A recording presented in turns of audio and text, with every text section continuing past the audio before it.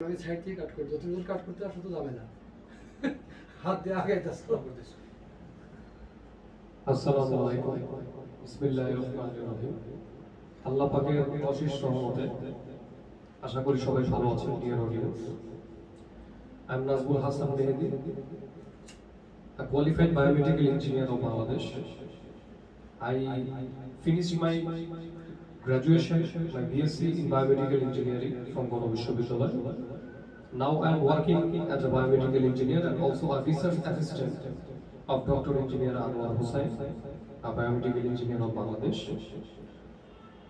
So dear audience, biomedical engineer বা clinical engineer আসলে এই বিষয় এবং এই সাবজেক্টটা সম্পর্কে বাংলাদেশের অনেক মানুষের অনেক অজ্ঞতা এবং অনেক কৌতূহলী এবং অনেক বিষয়বস্তু তাদের ভিতরে কাজ করে। বাংলাদেশের হেলথ কেয়ার টেকনোলজি ম্যানেজমেন্টে এবং যে কোনো দেশের হেলথ কেয়ার টেকনোলজি ম্যানেজমেন্ট এবং হেলথ কেয়ারের উন্নতির জন্য বায়োমেডিক্যাল ইঞ্জিনিয়ার এবং কোয়ালিফাইড বায়োমেডিক্যাল ইঞ্জিনিয়ার একটি দেশের জন্য অত্যন্ত গুরুত্বপূর্ণ একটি বিষয়। কিন্তু অত্যন্ত দুঃখের বিষয় যে বাংলাদেশে এখনো ওইভাবে বায়োমেডিক্যাল ইঞ্জিনিয়ারিং এর যে একটি রেগুলেশন, সেই রেগুলেশনটি এখনো ওইভাবে বাংলাদেশে প্রভাব ফেলতে পারেনি এবং বাংলাদেশের হেলথ কেয়ার টেকনোলজিকে এবং হেলথ কেয়ারকে উন্নতির জন্য কোয়ালিফাইড বায়োমেডিক্যাল ইঞ্জিনিয়ার বাংলাদেশে প্রচুর পরিমাণে প্রয়োজন। ডক্টর ইঞ্জিনিয়ার আনোয়ার স্যারের একটি গবেষণা থেকে দেখা গিয়েছে এবং ওই গবেষণায় উনি পুঙ্খানুপুঙ্খানুভাবে উনি এটি প্রমাণ করেছেন এবং এটি আমাদের চোখে আঙুল দিয়ে দেখিয়েছেন যে উন্নত বিশ্বের হেলথ কেয়ার টেকনোলজিতে বায়োমেডিক্যাল ইঞ্জিনিয়ারদের যে নলেজ এবং তাদের কাজের যে দক্ষতা ঠিক একইভাবে সেটার সাথে তুলনা করে বাংলাদেশের বায়োমেডিক্যাল ইঞ্জিনিয়ারদের বা মেডিকেল টেকনিশিয়ানদের তাদের যে নলেজ এবং দক্ষতা সেটা উনি একটি খুব সুন্দরভাবে একটি কম্পেয়ার করেছেন। তো আশা করি যারা বায়োমেডিক্যাল ইঞ্জিনিয়ারিং ফিল্ডে আছেন তারা অবশ্যই এই পাবলিকেশনটা পড়বেন। তো আজকে ডিয়ার অডিয়েন্স, আমাদের এই ভিডিওটির উদ্দেশ্য হচ্ছে যে বায়োমেডিক্যাল ইঞ্জিনিয়ারদের এবং বায়োমেডিক্যাল ইঞ্জিনিয়ারিং এর বা ক্লিনিক্যাল ইঞ্জিনিয়ারিং এর অনেকগুলো গুরুত্বপূর্ণ বিষয় নিয়ে আজকে আমরা আলোচনা করব। তো ভাগ্যক্রমে আমি অনেক নিজেকে ভাগ্যবান মনে করছি যে আজকে ডক্টর ইঞ্জিনিয়ার আনোয়ার স্যারের একটি ইন্টারভিউ আমি আজকে নিতে এসেছি বায়োমেডিক্যাল ইঞ্জিনিয়ারিং সম্পর্কে এবং উনি আজকে আমাদের মাঝে উপস্থিত আছেন। তো আজকে আমরা অনেকগুলো প্রশ্ন বায়োমেডিক্যাল ইঞ্জিনিয়ারিং সম্পর্কে ওনার কাছ থেকে জানবো এবং অনেকগুলো প্রশ্নের সমাধান এবং উত্তর আমরা স্যারের কাছ থেকে পাবো আশা করছি। তো ডিয়ার অডিয়েন্স, আমি এখন ডক্টর ইঞ্জিনিয়ার আনোয়ার স্যারকে কিছু প্রশ্ন করবো এবং এর মাধ্যমে আপনারা অনেক কিছু জানতে পারবেন। আসসালামু আলাইকুম স্যার। স্যার কেমন আছেন স্যার? আলহামদুলিল্লাহ, 27শে রমাদান আমার প্রিয় ছাত্র আমার সঙ্গে আছেন, আজ আমরা একসাথে ইফতার করছি। সকলকে ধন্যবাদ। একই সাথে ধন্যবাদ কৃতজ্ঞতা জ্ঞাপন করছি যে তিনি শত কষ্ট করে অনেক দূর থেকে আমার কাছে এসেছেন। বায়োমেডিক্যাল ক্লিনিক্যাল ইঞ্জিনিয়ারিং এর ব্যবহার বিধি এবং এর সাথে মেডিকেল যন্ত্রপাতির ইন্টিগ্রেশন জিনিসটা কি এই প্রশ্ন করেছেন। Actually biomedical engineer, electrical engineer, mechanical engineer, medical physicist এবং ইলেকট্রোমেডিক্যাল ইঞ্জিনিয়ার এবং যে জিনিসটা আছে সবই মোটামুটি কাছাকাছি। তো বায়োমেডিক্যাল ইঞ্জিনিয়ারিং একটা স্পেশালাইজড ফিল্ড যেটা মেডিকেল ইকুইপমেন্ট ডিজাইন এবং ডেভেলপ করে, কিন্তু প্রকৃতপক্ষে বাংলাদেশে এখনো মেডিকেল ইকুইপমেন্ট ম্যানুফ্যাকচারিং প্ল্যান্ট তৈরি হয়। সমীক্ষায় দেখা যায় যে primary, secondary, tertiary, specialised public হসপিটালে আমাদের লোক সংখ্যা 710টা, আর আমরা যন্ত্রপাতি, ভারী যন্ত্রপাতি ব্যবহার করতেছি, হাইড্রোজেন যন্ত্রপাতি ব্যবহার করতেছি প্রায় 135টা পাবলিক হসপিটাল। এর সাথে আমরা যদি মেডিকেল ফ্যাসিলিটিস বলি, সরকারি এবং বেসরকারি মিলে সমীক্ষা মাঝারি এবং বড় ধরনের হসপিটাল রয়ে গেছে প্রায় 1650টি। এবং একটা সমীক্ষায় দেখা গেছে Dhaka medical college, neuro science, হৃদরোগ ইনস্টিটিউট হাসপাতাল এবং পোস্ট গ্রাজুয়েট মেডিকেল কলেজ এবং এরপর স্কয়ার, ল্যাবে আরো অন্যান্য বেসরকারি হসপিটাল আছে। এই সমস্ত হসপিটালে অনেক দামি দামি যন্ত্রপাতি ব্যবহার করা হয়, কিন্তু এই যন্ত্রপাতি প্রকৃত ব্যবহার নিশ্চিত করতে গেলে প্রত্যেকটা একটা জিনিসেরই আউটকাম বিচার করতে হবে। প্রশ্ন নাজমুলের কাছে আমার। নাজমুল হাসান বলবেন একটা গাড়ির দাম কত, একটু বলেন দয়া করে। 25 লাখ। 25 লাখ, মিনিমাম 5 লাখ বা 10 লাখ। তো তো যদি 5 থেকে 10 লাখ টাকা একটা গাড়ি হয়, সেই আপনি একটা গাড়ি কিনবে, তুমি একটা গাড়ি কিনবে, সেই গাড়িটা চালানোর জন্য তোমার কি একটা ড্রাইভারের দরকার আছে? জি স্যার, অবশ্যই দরকার আছে স্যার। তো দ্বিতীয় প্রশ্ন, যে ড্রাইভারটাকে আপনি সিলেকশন করবেন, সেই সিলেকশন করার জন্য ড্রাইভারের কি লাইসেন্সের দরকার আছে? অবশ্যই স্যার, যেহেতু স্যার আমার হাতে তার মানে জীবনটা আমি স্যার দিয়ে দিচ্ছি আর কি, সে যেহেতু গাড়ি চালাবে অবশ্যই স্যার, সে অবশ্যই তার সার্টিফাইড এবং লাইসেন্স। এখন আমার কোশ্চেন, যে গাড়ি ড্রাইভ করে তার লাইসেন্সটা কি? বিআরটি, অবশ্যই স্যার। বাংলাদেশ রোড ট্রান্সপোর্ট অথরিটিতে সে দিয়েছে। সেখানে কি ওই ড্রাইভার লাইসেন্সটা পরীক্ষায় উত্তীর্ণ না হলে, প্রকৃতপক্ষে ড্রাইভিং না করলে পরে তাকে কি লাইসেন্সটা দেওয়া হবে? না স্যার, অবশ্যই না, যেহেতু সে স্যার সে উত্তীর্ণ হয়নি, অবশ্যই তাকে লাইসেন্স দেওয়া হবে না। আচ্ছা, দেওয়া হবে না। তাহলে প্রথমে তার যেভাবে প্রফেশনাল নন প্রফেশনাল যে কোনো একটা ড্রাইভার উত্তীর্ণ থেকে প্রথমে তাকে লার্নার লাইসেন্স, তার একটা বেসিক এডুকেশন থাকবে। অবশ্যই স্যার। থিওরি সিগন্যাল সম্পর্কে পড়তে হয়, যে কোন সময় ইন্ডিকেটর জ্বালাবে, ইন্ডিকেটর কোনটা যাবে, ব্রেকে কখন পা দিতে, এগুলো একটা থিওরি থাকে। বাস্তবে যদি হাত দিয়ে এটা না করতে পারে, জিগজ্যাগ প্রশিক্ষণ না দিতে পারে, তাকে কি ড্রাইভিং লাইসেন্স দিবে? অবশ্যই দিবে না স্যার। অবশ্যই দিবে। তাহলে তুমি যে কোন বিশ্ববিদ্যালয় থেকে বায়োমেডিকেল ইঞ্জিনিয়ারিং পাস করছো, এটা একটা থিওরি বেস, কিন্তু আমাদের দেশে তো মেডিকেল ফিজিসিস্ট এবং বায়োমেডিকেল ইঞ্জিনিয়ারের ডেফিনিশন যে জিনিসটা বোঝায়, সেই জিনিসে যদি আসতে চাও, তাহলে কি তুমি কি মনে করো তোমার এই বিদ্যা দ্বারা CT scan, MRI, radiology equipment, therapeutic equipment, example ICU ventilator এবং ওপেন হার্ট সার্জারি যে সমস্ত যন্ত্রপাতি, এইগুলা ক্যালিব্রেট করে এটা যে সঠিক আছে তার লাইসেন্স কি তুমি দিতে পারবে? অবশ্যই পারবো না স্যার। তুমি কি এফডিএ সার্টিফিকেট সম্পর্কে আইডিয়া আছে? না স্যার। আচ্ছা, ক্যালিব্রেশন সম্পর্কে আইডিয়া আছে? যেটা আছে sir theoretical, not practical. Calibration যন্ত্র, মেজারমেন্ট যন্ত্র যেটা আছে সেটা কি আছে? না স্যার। তাহলে বিশ্বে গ্লোবালি স্বীকৃত হয়ে গেছে যে যে যে ফিল্ডেই করবে না, আদার ইলেকট্রিক্যাল, মেকানিক্যাল, ইলেকট্রোমেডিক্যাল এবং বায়োমেডিক্যাল আর ক্লিনিক্যাল ইঞ্জিনিয়ারিং খুব কাছাকাছি। Clinical engineering one of the specialised branch of the biomedical engineering. তো এই ক্লিনিক্যাল ইঞ্জিনিয়ারিং প্রফেশনাল যেটা বিশ্ব পাবলিকেশনে বারবার বলছে, একজন ক্লিনিক্যাল ইঞ্জিনিয়ারের এমন দক্ষতা থাকতে হবে, সে তার ইঞ্জিনিয়ারিং দক্ষতা দ্বারা আর ম্যানেজমেন্ট স্কিল দ্বারা মেশিনের সেফ আউটকাম, কারণ মেশিনের সাথে রয়ে গেছে পাওয়ার, ব্যাটারি। এখন আমরা জানি অকপটে ওই মেশিনটা চালাতে গেলে সেই মেশিনের এনভায়রনমেন্ট, তার কন্ডিশন, তার সফটওয়্যার এবং as well as calibration regular করতে হবে। কারণ আপনি তুমি দেখবা যে একটা গাড়ি রাস্তায় চলতে চলতে ঝাঁকানি খাচ্ছে। ইভেন বাংলাদেশ বিমানও যেটা আছে সেটা ফ্লাই করার আগে তাকে সেফটি নিশ্চিত করে সেখানকার ইঞ্জিনিয়ার সার্টিফাইড করে যে এটা যত পর্যন্ত যাবে তখন তার পাইলট হ্যান্ড ওভার করে। তো এখন আমি আমাদের দেশে অনেক এনহেন্স, আমি প্রশিক্ষণ দিয়েছি অনেককে। এখন বর্তমানে অনেক সরকারি বেসরকারি হাসপাতালে নার্স, ডাক্তার এবং টেকনিশিয়ানের মেশিন চালাচ্ছে, কিন্তু তাদের বেসিক প্রশিক্ষণটা ইলেকট্রিক্যাল, মানে মেশিনের সাথে যে লিকেজ কারেন্ট থাকে, বডি কারেন্ট থাকে, এনক্লোজার কারেন্ট থাকে এবং মেশিন চলতে চলতে একটা ফল কন্ডিশন হয় এবং কোনো সময় দেখা যাচ্ছে আইসিইউ ভেন্টিলেটরে গ্যাস অ্যালার্ম, লো গ্যাস অ্যালার্ম দিতেছে ইত্যাদি। অ্যাসেপ্টে যে অ্যালার্ম মিটিগেশন, মিনিমাইজেশন করার জন্য প্রকৃতপক্ষে ক্লিনিক্যাল ইঞ্জিনিয়ার দরকার। অর্থাৎ ক্লিনিক্যাল ইঞ্জিনিয়ার থাকবে পেশেন্ট হেডসে, নার্স, ডাক্তার তারা ডিউটি করবে, তারা শুধু প্যানেলে ড্যাশবোর্ডে তারা ডাটা দেখে মেডিকেশন করবে। অফকোর্স একটা পাইলট ড্যাশবোর্ড দিকে তার বিমানকে পরিচালনা করে, কিন্তু যেমন আকাশে কোনো মেরামত চলবে না, একটা রোগীর উপরে যখন heart machine, coronary bypass angiogram machine, তখন তো সেটা পরিষ্কার করে কোনো রিপেয়ার করার মতো সম্ভব নয়। একটা অ্যানেস্থেসিয়া মেশিন চলতেছে, এখন অপারেশন আছে, তাকে ফিরে আনা সম্ভব না।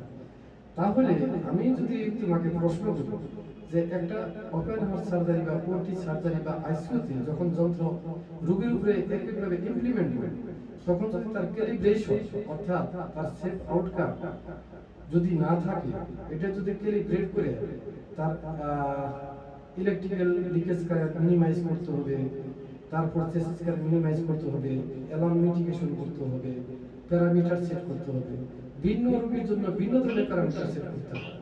তাহলে এই কাজটা কে পারে? আদার একজন কম্পিউটার, ইলেকট্রিক্যাল, মেকানিক্যাল এবং ইন্টিগ্রেটেড যারা আছে, অ্যানাটমি, ফিজিওলজি, পক্ষান্তরে কোন রোগের উপরে কোন প্যারামিটার অ্যাপ্লাই করতে হবে সেই সম্পর্কে একজন ইঞ্জিনিয়ারকে অবশ্যই physiology, anatomy, body, human body যে একটা কমপ্লেক্স মার্বেল, তার সম্পর্কে তার প্রিলিমিনারি ধারণা থাকতে হবে।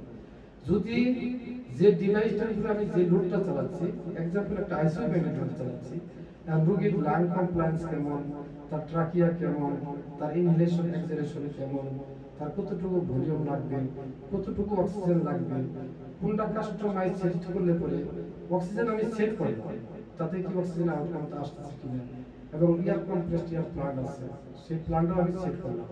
এটা ইন্টিগ্রেট করে একটা সুন্দর সবটা আউটকাম রোগীকে ডেলিভার করতে পারি, তবেই নাকি এই রোগী সত্যিকার অর্থে এই মেশিন থেকে আউটকাম পাবে। So it is not creditable to procure sophisticated modernized medical equipment in the hospital until it is safe use for the patient and for the satisfaction of the patient. And this is the clinical engineering basic. Okay, thank you. ধন্যবাদ doctor engineer Anwar স্যারকে। উনি ওনার বক্তব্যে আসলে অনেকগুলো বিষয় clear করেছেন। আশা করি যারা দর্শক আপনারা যারা আছেন বা বায়োমেডিক্যাল ইঞ্জিনিয়ারিং স্টুডেন্ট যারা আছেন বা প্রফেশনাল যারা আছেন, তারা হয়তো অনেক কিছু শিখতে পেরেছেন। কিন্তু আমি লাস্ট একটা প্রশ্ন আমি স্যারের কাছে রেখে যেতে চাই, আশা করি যে স্যার আমাদের উত্তরটা কিছুক্ষণের মধ্যেই দেবেন। সেটা যেটা হচ্ছে, স্যার আমরা জানি যে স্যার আমাদের বাংলাদেশে বায়োমেডিক্যাল ইঞ্জিনিয়ারিং এর এডুকেশনের ক্ষেত্রে স্যার আসলে থিওরিটিক্যাল বেস পড়ানো বেশি হয়, এবং এক্ষেত্রে আমরা হসপিটালের মেশিনগুলোর সাথে আমরা যখন আমাদের একাডেমিক ছাত্র অবস্থায় থাকি, এট দ্যাট সিচুয়েশন স্যার আমরা হসপিটালে যাওয়ার সুযোগটা একটু কম পাই। এখন যেটা হচ্ছে স্যার, বিভিন্ন মেশিন সম্পর্কে স্যার হয়তো আমরা আমাদের বইতে পড়ি, কিন্তু স্যার সেগুলোকে মানে হাত দিয়ে ধরা এবং সেগুলো সম্পর্কে ইনভেস্টিগেশন করার মতো ওই রকম সুযোগ স্যার আমাদের হয় না। তো সেক্ষেত্রে স্যার আমাদের বায়োমেডিক্যাল এডুকেশন সিস্টেমটা কি করা উচিত এবং সেখানে কি রকম পরিবর্তন আনাটা উচিত, এবং সেই বিষয়ে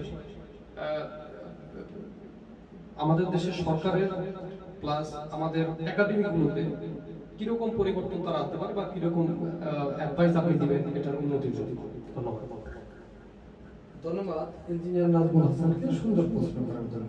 এটা বেশি বুদ্ধিরও প্রয়োজন পড়ে না, জাস্ট এটা সবাই জানে যে আমরা এখনো লোয়ার মিডিল ইনকাম কান্ট্রিতে আছি, আপার মিডিল ইনকাম কান্ট্রি বা ডেভেলপিং কান্ট্রির জন্য হয়।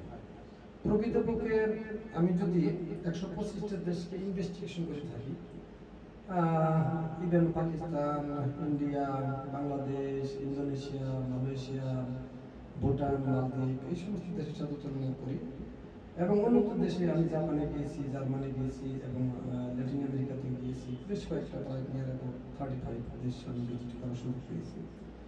তাদের আসলে বিশ্ববিদ্যালয়ে থাকে একটা ইন্টিগ্রেটেড, সেখানে মেডিকেল সায়েন্সও থাকে, হসপিটালও থাকে, ইঞ্জিনিয়ারিংও থাকে। তো বায়োমেডিক্যাল আর কেমিক্যাল ইঞ্জিনিয়ারিং প্রযুক্তি ইন্ট্রোডিউস করতে গেলে অবশ্যই সেই বিশ্ববিদ্যালয়ের সাথে একটা মেডিকেল ডিপার্টমেন্ট ফ্যাসিলিটি, একটা হাসপাতাল ও ইউনিভার্সিটি থাকতে হবে। কিন্তু আমাদের দেশে এটা গড়ে ওঠেনি। তো এখন সুযোগ আছে একটা জিনিসটা, আমাদের তো প্রত্যেকটা বিশ্ববিদ্যালয়ের পাশে হাসপাতাল আছে, তার সাথে একটা এমইউ করে নিতে পারে প্রফেসররা। অপরদিকে আমরা সরকারি পর্যায়ে যে সমস্ত মেশিনগুলো ডিসকার্ড করি, টাইম লাইন চলে গেলে বেসরকারি হাসপাতালেও এটা কন্ডেম করা হয়। এই সমস্ত যন্ত্রপাতি যদি বেসরকারি বিশ্ববিদ্যালয়, প্রাইভেট হসপিটাল থেকে কিছু স্বল্প দামে কিনতেও পারে, আর সরকার যদি পলিসি করে তাহলে পাবলিক বিশ্ববিদ্যালয়ে যে সমস্ত যন্ত্র হাসপাতালে ওকে যদি করে আছে, এগুলি একই ধরনের যন্ত্র গবেষণার জন্য শেখার জন্য আমরা অনেক সময় CT scan, MRI, ultrasound, ECG machine এগুলো নষ্ট হয়ে যায়, মেরামত যোগ্য হয় না, ব্যাকডেটেড টেকনোলজি। এগুলো যদি আমরা কন্ডেম করে ফেস ভ্যালু নির্ধারণ করে কোনো বিশ্ববিদ্যালয়কে এগুলো পাঠিয়ে দিই, তাহলে তারা করতে পারবে কি এগুলো অর্গানিক করে তারা কমপ্লিট একটা মেশিন বানাবে, হাতে কলমে কাজ শিখবে। সেখানে যদি প্র্যাকটিক্যাল রিসোর্স এবং ডেমনস্ট্রেটর থাকে, তাহলে দ্রুত আপনাদের স্কিল ডেভেলপ হবে। কারণ এই জন্য জিনিসটা আপনাকে বা কোনো স্টুডেন্টকে রোগীর উপরে যেটা জাজ করা হচ্ছে সেটা দেওয়া যাবে না। সেজন্য পুরাতন কয়েকটা মেশিনে একটা মডেলিং তৈরি করলো, সেটা হয়তো একটা জীবজন্তু পানির উপরে অ্যাপ্লাই করে কি কি রেজাল্ট আসে সেটা দেখা যেতে পারে। পরবর্তীতে ধীরে ধীরে এইভাবে নতুন মেশিনে আসা যেতে পারে। এটি আমার উত্তর খুব সহজ সুবিধি। পলিটেকনিক আছে, গণ বিশ্ববিদ্যালয় আছে, খুলনা বিশ্ববিদ্যালয় আছে, খুলনা ইঞ্জিনিয়ারিং ইউনিভার্সিটি আছে, বুয়েট আছে। এতে এই সমস্ত যে সমস্ত সরকারি প্রতিষ্ঠান আছে, এমআইএসটি আছে, তাদেরকে যদি আমরা সরকারি হাসপাতালে যে সমস্ত যন্ত্রপাতি পড়ে আছে এখনো মেরামত করা সম্ভব নয়, তাদেরকে টিম করে এই সমস্ত জায়গায় দেওয়া হয় এবং একটা গাইডলাইন দেওয়া হয়, কিছু স্পেয়ার পার্ট দেওয়া হয়। তো একই মডেলের মনে করেন 100 ইসিজি মেশিন খারাপ হয়েছে, কোনোটার মোটর খারাপ, কোনোটার ফিলিং খারাপ, কোনোটার হয়তো একটা তার নাই, কোনো একটা পেশেন্টের নাই। একই মডেলের যদি আমি 10টা মেশিন দিতে পারি, 10টা মেশিন দিয়ে সে হয়তো 2টা 3টা মডেল করে দিবে এবং তারা ক্যালিব্রেশন যন্ত্র যদি দেই নেবে, তারা ক্যালিব্রেশন করে এই মেশিনটা বাড়ায় দেবে। এখান থেকেই তোমাদের যাত্রা শুরু হবে। এটাই আমার আসলে সঠিক উত্তর আর কি। এছাড়া আমি আপাতত রাস্তা দেখতেছি না, কেননা একটা বিশ্ববিদ্যালয়ে ল্যাব সায়েন্স করতে গেলে কোটি কোটি টাকার দরকার, সিটি স্ক্যান, এমআরআই, অনেক কিছু দরকার। এই মুহূর্তে এটা সম্ভব না। তো সহজ রাস্তা আছে এই। আর একটা কাজ করতে পারে যে থার্ড ইয়ার বা ফোর্থ ইয়ার যখন স্টুডেন্টরা এখানে ভর্তি হওয়ার পর তাদের সাথে 6 মাস হসপিটালে যদি রাখে, তাহলে অ্যানাটমি, ফিজিওলজি এবং তারা ইন্টার্নশিপ হিসেবে প্রকৃতপক্ষে কি তাদের শিখতে হবে, এই কোর্স কারিকুলামগুলোর একটু ডিজাইন করতে হবে। কান্ট্রি পার্সপেক্টিভে 40% কোর্স কারিকুলাম আমাদের থিওরি বেস থাকবে, কিছু প্র্যাকটিক্যাল বেস। এই জিনিসগুলো এই হাসপাতাল থেকেই করতে হবে। এই ব্যবস্থাপনা এমএইউ অলরেডি নিমিউ কয়েকটা প্রতিষ্ঠানের সাথে করেছে, গণ বিশ্ববিদ্যালয়, এমআইএসটি, খুলনা বিশ্ববিদ্যালয় এবং অন্যান্য বিশ্ববিদ্যালয়ে যারা বায়োমেডিকেল নিয়ে পাস করছে আমাদের এখানে আসতেছে। আমরা পর্যায়ক্রমে আমরা তাদেরকে প্রশিক্ষণ দিচ্ছি। আজ যদি 1990 সাল থেকে এদিকে তাকায়, তাহলে বায়োমেডিকেল এবং ক্লিনিক্যাল ইঞ্জিনিয়ারিং প্র্যাকটিস গড়ে উঠছে। কিন্তু ক্লিনিক্যাল ইঞ্জিনিয়ারিং আর হেলথ কেয়ার টেকনোলজি যে 9টা সাইকেল আছে, সেই 9টা সাইকেলকে কমপ্লিট করতে গেলে একজন ইঞ্জিনিয়ারকে অন্তত পক্ষে 1টি বছর হসপিটালে থাকতে হবে। আমি আরো একটা কথা বলি, যেমন ডাক্তারগণ হসপিটালে থিওরি করে থাকে মেডিকেল কলেজে, পাশাপাশি তাদের 1 বছর ইন্টার্নশিপ থাকে এবং গভর্নমেন্ট হোক বা বেসরকারি হসপিটাল হোক তাদের একটা ইন্টার্নশিপ দিয়ে থাকে। যখন ইন্টার্নশিপ দিয়ে থাকে তখন তারা মনোযোগী হয় কাজে এবং বড় বড় প্রফেসরদের সাথে থেকে যে যে জটিল কমপ্লেক্স রোগ আছে তারা হ্যান্ডেলিং করে, তখন তারা একটা বেসিক ডাক্তার হিসেবে, প্র্যাকটিশনার ডাক্তার হিসেবে পরিণত হয়। তদ্রুপ যেমন পিটিপি আর ইউএস ইলেকট্রিক্যাল ইঞ্জিনিয়ারদের ব্রড ফিল্ড আছে মেকানিক্যাল, তদ্রুপ বায়োমেডিকেলে ইঞ্জিনিয়ারিং এর যদি প্রশিক্ষণ নিতে হয় এবং তাদের স্কিল এবং প্র্যাকটিশনার ইঞ্জিনিয়ার হতে হয়, সেই ক্ষেত্রে হাসপাতাল থেকে তারা শিখবে। এদিকে আইবি আছে, আইবি একটা রেগুলেটরি বডি করতে পারে, নিউ একটা রেগুলেটরি বডি করতে পারে, সেখান থেকে তারা পরীক্ষা দিবে এবং লাইসেন্স নেবে। যখন তারা লাইসেন্সটা প্রাপ্ত হবে তখন তারা এই জড়তা কেটে যাবে এবং তারা মেরামত, রক্ষণাবেক্ষণ, technology selection, in service training and education, disposal ইত্যাদি এটসেট্রা করতে পারবে। এবং শিফটিং ডিউটিতে তারা যদি প্রত্যেকটা ক্যালিব্রেশন করে এবং তারা নিজেরা চালায় দেখে আমাদের নার্স এবং ডাক্তার মহোদয় যারা আছেন তাদের কাছে হ্যান্ড ওভার করলে এবং সাক্ষী হিসেবে তারা সিসিও, আইসিও, ভিন্ন স্পর্শকাতর জায়গায় যদি উপস্থিত থাকে, তাহলে মেডিকেল ইরোড থেকে, মেডিকেল ইকুইপমেন্ট ইরোড থেকে যেগুলো ইনজিউর্ড হয়েছে, আনডিজায়ার্ড অর্থাৎ আনওয়ান্টেড ডেথ করতেছে, সেটা প্রিভেনশন হবে বলে আমি আশা করি। এটা সহজ রাস্তা। ধন্যবাদ তোমাকে প্রশ্ন করার জন্য। তো আমি এখন এই সেশনে দিতে চাচ্ছি, তুমি কনক্লুশন দিয়ে শেষ করে দাও। আমি একই সাথে কথা বলছি যে আমি ক্যামেরার কাছে আসলাম না, এই জন্য জিনিসটা আমি রোজা ছিলাম, নামাজ পড়ে টায়ার্ড হয়ে গেছি। আর আমি স্পিচ দিচ্ছি, আমার নাম আনোয়ার হোসেন, টেকনিক্যাল ম্যানেজার রেপিয়ার। আমার ছবি অনেকে ফেসবুকে অনেকেই চিনে, সেজন্য ছবি দেখাটাকে গুরুত্ব না দিলে আমি আমার কথাগুলো উপস্থাপন করলাম। ধন্যবাদ আপনাকে। তো দর্শক আপনারা তো শুনলেন, আসলে দর্শক প্রথমে আপনাদের শেষের দিকে আসলে কথাটা বলতে হচ্ছে। দেখেন আসলে আমরা মূলত আপনাদের কাছে কিছু তথ্য পৌঁছে দেওয়ার জন্যই আসলে আমাদের এই ছোটখাটো আয়োজন। কিন্তু আমরা কোনো প্রফেশনাল, আসলে আমরা এখানে কোনো মুভি বা ফিল্ম করার মতো কোনো আমাদের কোনো এখানে আমাদের কোনো ইচ্ছা নেই। আমরা জাস্ট শুধু আপনাদের কাছে কিছু তথ্য পৌঁছে দেওয়ার জন্য, কারণ এটা খুব গুরুত্বপূর্ণ যে বর্তমানে কোভিড সিচুয়েশন যেভাবে পুরো বিশ্বকে গ্রাস করেছে, এবং আমরা জানি যে প্রতিনিয়তই প্রায় হাজার হাজার মানুষের প্রাণ চলে যাচ্ছে। আপনি জানেন ইউরোপ, এশিয়া সহ বাংলাদেশের অবস্থা খুবই খারাপ। তো আই থিঙ্ক যে প্রত্যেকটা দেশই এবার বুঝতে পেরেছে যে ক্লিনিক্যাল ইঞ্জিনিয়ার বা বায়োমেডিক্যাল ইঞ্জিনিয়ার কি পরিমাণ দরকার যে কোনো দেশের জন্য।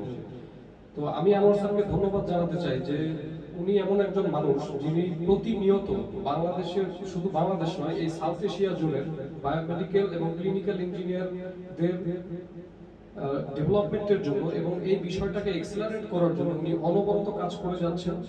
এবং আশা করি যে উনি ওনার এই চেষ্টাকে অব্যাহত রাখবেন। এবং উনি ক্লিনিক্যাল ইঞ্জিনিয়ারিং অ্যাসোসিয়েশন বাংলাদেশ নামক একটি সংস্থা, উনি অনেক বড় একটি দায়িত্ব উনি পৃষ্ঠপোষক হিসেবে উনি দায়িত্ব পালন করছেন। আমরাও যারা বায়োমেডিক্যাল ইঞ্জিনিয়ার রয়েছে আমরাও চেষ্টা করতেছি এই বিষয়টাকে এবং এই বায়োমেডিক্যাল এবং ক্লিনিক্যাল ইঞ্জিনিয়ারিং একটা রেগুলেশন করার জন্য, কারণ এটা আমাদের দেশের হেলথ কেয়ার টেকনোলজি ম্যানেজমেন্টের জন্য একটি বড় ভূমিকা পালন করবে। আমার কনক্লুশনে আসে যে আমি 2012 সালে ক্লিনিক্যাল ইঞ্জিনিয়ারিং অ্যাসোসিয়েশনের যাত্রা শুরু হয়। 2017 সালে গণপ্রজাতন্ত্রী বাংলাদেশ সরকারের সমাজ কল্যাণ মন্ত্রণালয় যিনি আছেন তিনি আমাদেরকে নিবন্ধন দেন। আমাদের এখানে আজকে respected founder president doctor professor Mohiuddin Ahmed sir, and vice president doctor A K M Mukhlesur Rahman, engineer Babu Mia, এবং আরও আছেন মোস্তফা কামাল। উনি বিমানে চাকরি করেন, বাট উনি বায়োমেডিক্যাল ইঞ্জিনিয়ার সম্পর্কে যথেষ্ট অভিজ্ঞতা রাখেন। এদিকে আরও অন্যান্য মেম্বার আছে, আমাদের founder of CTM mister Nazrul Islam এবং ডক্টর ডেলুয়ার। আমাদের এই অ্যাসোসিয়েশনে অনেক ডক্টর, অনেক কি প্রোফাইলের লোক আছে, শুধু তাই নয়, বিদেশে টম জোন্স এবং ইয়াজিন ডেভিড, ডাব্লিউএস এর আদ্রিয়ানা এবং অনেক দেশের অনেক বিজ্ঞ সায়েন্টিস্ট আমাদের এই অ্যাসোসিয়েশনে সংযোগ রয়েছে। এমআইএসটি ডিপার্টমেন্ট এবং গণবিশ্ববিদ্যালয় department, biomedical engineering department, KUET, বুয়েটে এখন কেউ আনতে পারিনি, আমরা তাদের কাছে ইনভাইট পৌঁছায় দিব। আইইউবিও এইভাবে কাজ করে যাচ্ছে, আমাদের সাথে সহযোগিতা করছে। বিশেষ করে ধন্যবাদ জানাই আইবির সেক্রেটারি জনাব শাহাদাত হোসেন শিবলুকে। আমরা আশা করি অনতিবিলম্বেই এই ক্লিনিক্যাল ইঞ্জিনিয়ারকে এক্সপ্যান্ড করব এবং ক্লিনিক্যাল ইঞ্জিনিয়ারিং প্রযুক্তি ব্যবহার করে মেডিকেল ইকুইপমেন্ট সেফ ইউজ করে এই ইকুইপমেন্ট থেকে আউটকাম নিয়ে আসবো, যাতে এই যন্ত্র ত্রুটিজনিত কারণে একটা রোগীও যেন না মারা যায়, ইনজিওর যাতে না হয়। অপরদিকে এই যে মেশিনের যে ডিজাইনার লাইট থাকে সেটাও আমরা নিশ্চিত করার জন্য চেষ্টা করবো, দাঁড়ে দাঁড়িয়ে আমাদের মেসেজ পৌঁছায় দিব। ইহাতে জনস্বাস্থ্যের বিশাল একটা প্রভাব আসবে, চিকিৎসা সেবায় একটা প্রভাব আসবে। অপরদিকে সরকারি এবং বেসরকারি এবং আমাদের দেশের আর্থিক উন্নয়ন করবে, যেগুলো অকালেই মানে যন্ত্রপাতি নষ্ট হওয়ার জন্য আমাদের অনেক কোটি কোটি টাকার ট্রেন আউট হচ্ছে, তার সাশ্রয় হবে। ধন্যবাদ নাজমুলকে আমাকে প্রশ্ন করার জন্য। আমি এই সেশন ক্লোজ করার জন্য তোমাকে অনুরোধ করতে চাচ্ছি। তো দর্শক, ধন্যবাদ সবাইকে। আজকে অনেক কথা, অনেক প্রশ্ন স্যারের কাছ থেকে জানতে ইচ্ছে করছে। আশা করি আপনাদেরও জানতে ইচ্ছে করছে। আমাদের ক্লিনিক্যাল ইঞ্জিনিয়ারিং অ্যাসোসিয়েশন বাংলাদেশের যে ইউটিউব চ্যানেল, এটা শুধুমাত্র খোলাই হয়েছে ক্লিনিক্যাল বাংলাদেশের বায়োমেডিক্যাল বা ক্লিনিক্যাল ইঞ্জিনিয়ারিং যে প্রফেশনাল যারা রয়েছে বা স্টুডেন্ট যারা রয়েছে তাদের শেখার জন্য। সেখানে রেগুলারলি স্যারের আপডেট আসে। তো এই বলে আমি আজকের পর্ব শেষ করছি। ধন্যবাদ, সবাই ভালো থাকবেন। আসসালামু আলাইকুম।